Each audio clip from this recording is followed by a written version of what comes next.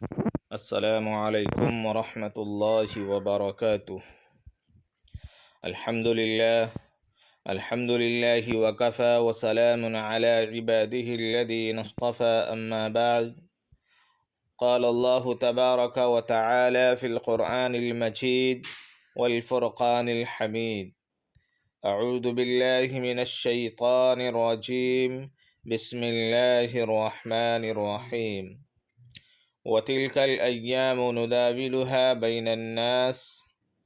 صدق اللہ العظیم۔ زمینیں چمن گل کھلاتی ہے کیا کیا، زمینیں چمن گل کھلاتی ہے کیا کیا،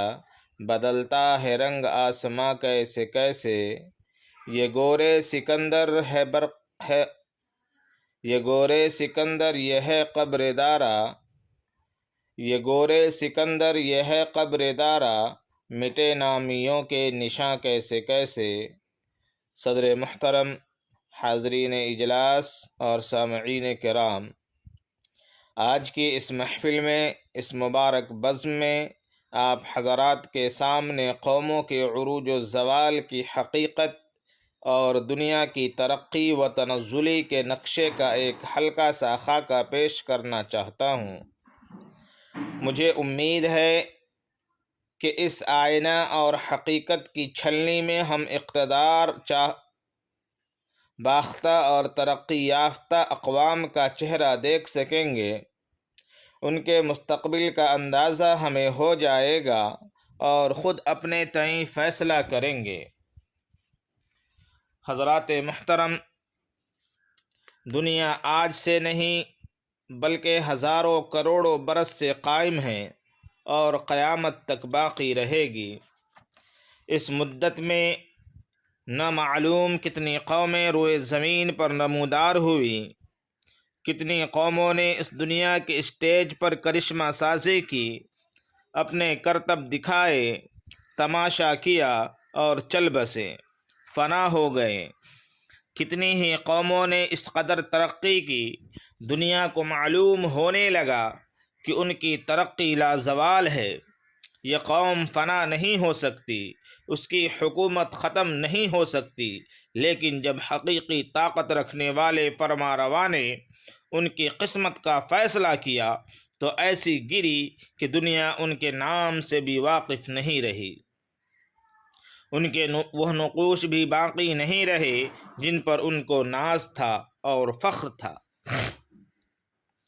نمرود نے سوچا کہ تو نے تو اب خدائی کا دعویٰ کر ڈالا، بابل و نینوا کے تمام اختیارات تمہارے قبضے میں ہیں، ان کے خندرات پر بھی تمہارا سکہ جاری ہے،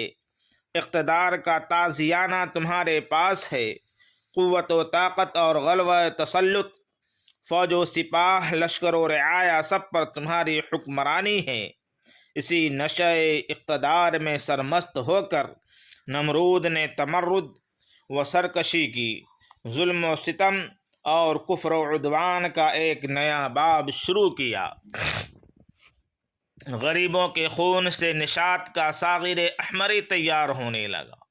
رعایا کی جھوپڑیاں اجاڑ کر شاہی محل سرا تعمیر ہونے لگے، اور اس نے سوچا کہ میرے اقتدار کو کوئی خطرہ نہیں، قوت و طاقت میرے ادنا غلام ہے۔ لیکن جب فیصلہ خداوندی ہوا اور وَإِن تَتَوَلَّوْا يَسْتَبْدِلْ قَوْمًا غَيْرَكُمْ کا اصول سامنے آیا تو نمرود اتنا بے حقیقت ہو کر مرا کہ اللہ تعالیٰ نے ایک مچھر اس پر مسلط کیا اور ایک مچھر نے اس کا کام تمام کر ڈالا، فنا کے گھاٹ اتار دیا اور اس کی حکومت کے نقوش بھی باقی نہ رہے۔ محترم دوستو، فرعون نے سر ابھارا، فرعونیت و طاغوتیت کے نتیجے میں حق سے ٹکر لی، خدا سے پنجہ آزمائی شروع کی، انا ربکم الاعلی کا دعویٰ کیا، اسی عجب و غرور کے نتیجے اور اقتدار و طاقت کے نشے میں بنی اسرائیل کے ساتھ ناروا سلوک کرنا شروع کیا، انہیں طرح طرح سے ستایا جانے لگا، پیدا ہوتے ہی ان کے نرینہ بچوں کا قتل عام ہونے لگا، ممتا کی آغوش آغوش سے ان کے جگر پاروں کو چھین کر انہیں کے سامنے خنجر و تلوار کی نوک پر ہوا میں اچھالا جاتا اور پھر 2 ٹکڑے کر کے ان کے آغوش میں دے دیا جاتا۔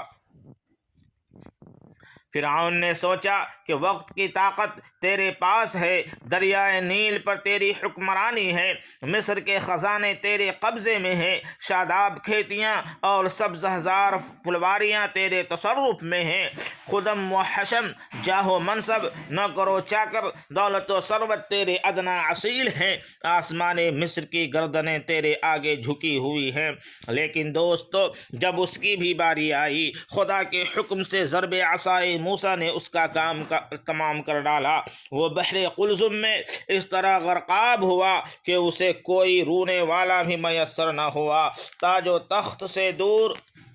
حکومت و سلطنت سے الگ اور اپنے اعزاء و اقربا سے تنہا بے حقیقت ہو کر ختم ہوا کہ اپنی حکمرانی میں کسی کو اپنی بے بسی کی داستاں سنا بھی نہ سکا، اور ان کی آن میں اس کے اقتدار کا شاخسانہ ٹوٹ پھوٹ کر خاک میں مل گیا۔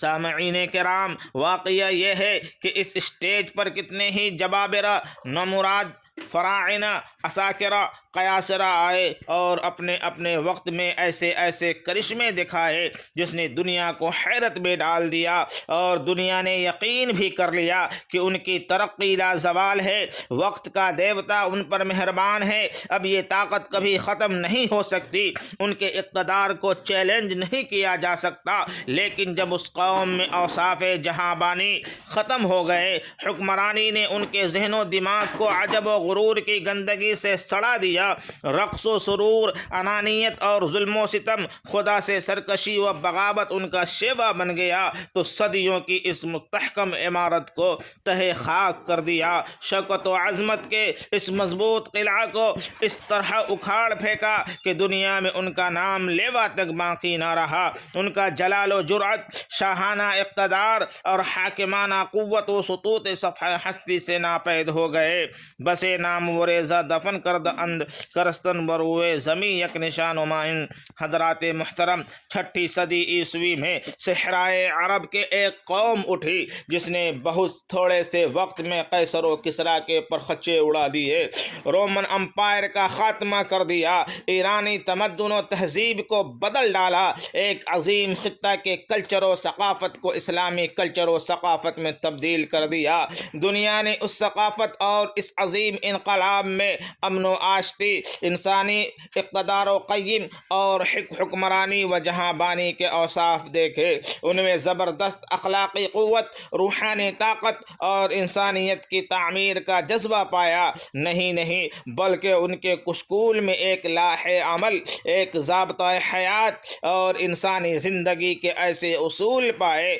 جو ہر تغیر پذیر زمانہ کا ساتھ دے سکتے ہیں۔ انہیں جاہ و منصب سے واسطہ نہ اقتدار و وسیلے کی تمنا، ان کا مقصد صرف اور صرف مخلوق کی خالق سے معرفت کرانا تھا، بندوں کو خدا سے ملانا تھا، کلمہ لا الہ الا اللہ محمد الرسول اللہ صلی اللہ علیہ وسلم کو عام کرنا تھا۔ لیکن جب یہ قوم بھی ان اصولوں سے منحرف ہو گئی، وہ تمیز، انسانیت کا جذبہ ختم ہو گیا، وہ اقتدار و قیم، وہ اخلاق و افکار ان کی زندگی سے نکل گئے، ان کے قلب و نظر میں وہ جذب و مستی کی کیفیت ختم ہو گئی، تو اقبال نے بھی ان کا ساتھ چھوڑ دیا، اس کا نام بھی زوال پذیر قوموں کی فہرست میں آنے لگا۔ غم گسار ملت حضرت اقبال مرحوم نے اسے مخاطب کرتے ہوئے یوں کہا تھا: اے لا الہ کے وارث، باقی نہیں ہے تجھ میں گفتار دلبرانہ، کردار قاہرانہ، تیری نگاہ سے دل سینوں میں کانپتے تھے، تیری نگاہ سے دل سینوں میں کانپتے تھے، کھویا گیا ہے وہ تیرا جذبہ قلندرانہ۔ حضرات محترم، اللہ تبارک و تعالیٰ کی کسی سے رشتہ داری نہیں ہے، جس قوم کو وہ سر بلند کرتا ہے اگر وہ اصول و قوانین کے ساتھ عمل پیرا ہے، خدائی اصول سے منحرف نہ ہو، قوت و اقتدار سے وہ نشۂ شرمستی سے سرشار انکسار نہ ہو، مخلوق کا رشتہ خالق سے جوڑنے کی فکر میں رہے، اس قوم کے سر پر سدا ہمائے سعادت سایہ فگن رہے۔ اگر وہ ان اصولوں سے منحرف ہو جائے،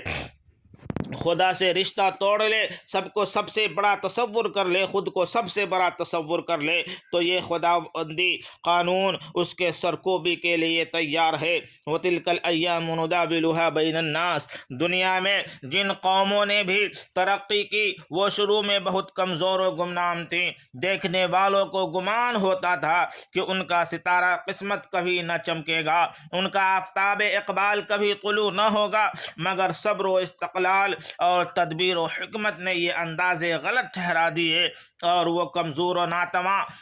بے سہارا قومیں ترقی کے مام عروج پر پہنچ گئی، کامرانی کے ان بلندیوں تک پہنچ گئی جس کی وہ آرزو مند تھی۔ بھلا کہ کیسے یقین تھا اس جزیرہ عرب، اس بے آب و گیاہ سنسان صحرا سے نور و معرفت کے چشمے ابلیں گے، روحانی ارتقاء اور سیاسی رسوخ کی بدولت دنیا کی عظیم ترین سلطنتیں اس کے آگے سرنگوں ہوں گی۔ کسے گمان تھا حضرت ابو بکر رضی اللہ عنہ شفقت و دل سوزی کے پیکر، رقت و نرمی کے بظہر، بغاوتوں کے ہجوم میں ہوں گے؟ ان کے باوجود وہ ایک ہی دن میں 11 لشکر روانہ کر سکیں گے، جو باغیوں کو تادیب، بد دماغوں کی تنبیہ، سرکشوں کی سرنجش اور ارتداد پسندوں کی سرکوبی کریں گے، اور مانعین زکوٰۃ سے اللہ کا حق وصول کر کے دم لیں گے۔ اور کون کہہ سکتا تھا کہ آل علی و عباس رضی اللہ عنہما کی وہ چھوٹی سی گمنام و بے نام ٹولی صبح و شام میں اس پر شکوہ سلطنت کو الٹ کر رکھ دے گی؟ حالانکہ ایک دن وہ تھا جب اسے کہیں پناہ نہیں ملتی تھی، ہر آن اس کے سر پر دھمکیوں کے بادل گرجتے تھے، وہ تلواروں اور سنگینوں کے زد میں تھی، اور کون یہ تصور کر سکتا تھا کہ صلاح الدین ایوبی کا چھوٹا سا ناتواں جسم برسہ برس تک گوہے گراں کے مانند اپنی جگہ ڈٹا رہے گا، بیک وقت 25 جابر و قاہر بادشاہوں سے مقابلہ ہوگا، زبردست لشکروں کا ہجوم ہوگا، لیکن وہ سلاطین یورپ کو نہایت ذلت و بے آبروئی کے ساتھ لوٹا کر دم لے گا۔ اور کون یہ باور کر سکتا تھا کہ وہ جرمن مزدور ہٹلر قوت و طاقت اور ایسی محیر العقول کامیابی حاصل کر لے گا؟ اسی ہٹلر کا تازہ ارم، مسولینی کا فاشیزم اور اسٹالین کا کمیونزم اس طرح ترقی کے بام عروج پر پہنچ جائے گا۔ حضرات محترم، جن قوموں میں بے پناہ حوصلہ ہوتا ہے، ان کے عزائم جواں ہوتے ہیں، وہ قوم سدا ترقی کرتی ہے، اور جب اس کے مقاصد بھی پاکیزہ، اس کے اصول بھی جامع اور ضابطہ حیات بھی بلند و آزمودہ ہو، وہ قوم کیسے ترقی نہ کرے، کیسے بام عروج پر نہ پہنچے؟ لیکن جب یہ پاکیزہ مقاصد، یہ اصول، یہ بلند دستور اور عزائم جوان نہ رہیں گے تو وہ قوم فنا کے گھاٹ اتر جاتی ہے، اور یہ دستور خداوندی اپنا کرشمہ دکھا دیتا ہے۔ وَتِلْكَ الْأَيَّامُ نُدَاوِلُهَا بَيْنَ النَّاسِ، آئیے ہم اپنے اندر نور سحر، آب گوہر اور عزم جواں پیدا کریں، بلند مقاصد میں اپنا سب کچھ قربان کر دیں تاکہ ہم سدا ترقی پذیر رہیں، ہمیں ہر مقام پر فتح و کامرانی ہو۔ اور یہ دعا کرے ضمیر لام روشن و چراغ آرزو کر دے، چمن کے ذرے ذرے کو شہید جستجو کر دے۔ وما توفیقی الا باللہ، وآخر الدعوانا ان الحمد للہ رب العالمین۔